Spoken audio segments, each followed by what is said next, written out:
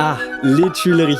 Bah oui, on aurait peut-être dû commencer par là en fait, parce que c'est justement ici que tout commence. Ça drague dans les jardins depuis le XVIIIe siècle. D'ailleurs, Charles Trenet a même écrit une chanson dessus.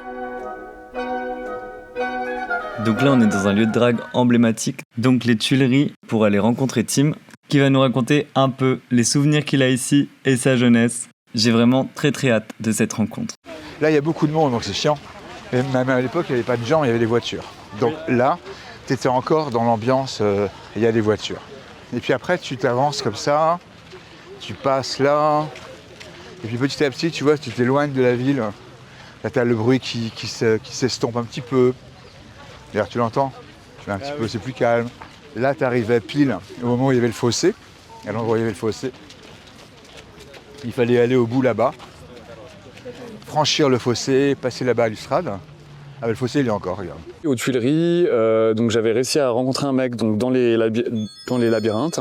Et en fait, on était descendu dans un des deux espaces où en fait, tu peux baiser tranquille. Et en fait, ils ont mis des grilles pour t'empêcher d'aller vraiment dans les souterrains. Et il y a des haut-parleurs en fait qui te disent « On vous voit, arrêtez ce que vous faites ». Et en fait, tu paniques et du coup, tu remontes quoi, et tu repars quoi. Je pense que les lieux comme ça, de drague extérieure ou de drague un peu anonyme ou en tout cas très cash, où il n'y a pas vraiment de discours avant, ça permet à des gens qui sont encore dans le placard, qui ne sont pas forcément assumés, de faire les trucs. Oui. En fait, tu vois, je suis venu ici et j'avais pas forcément envie de m'identifier comme gay, Ouais. ou comme PD, ou comme machin, donc je donnais pas mon vrai prénom. Mais dans un endroit où finalement on y va, on fait son truc, on repart.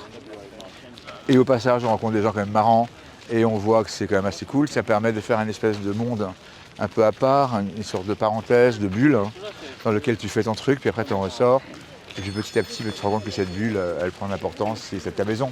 Oui. Je pense que les Tuileries ont sauvé mon adolescence. Quand tu es ado, tu vois, tu découvres ça et ça te paraît tellement irréel, tellement improbable, que oui, c'est jouissif.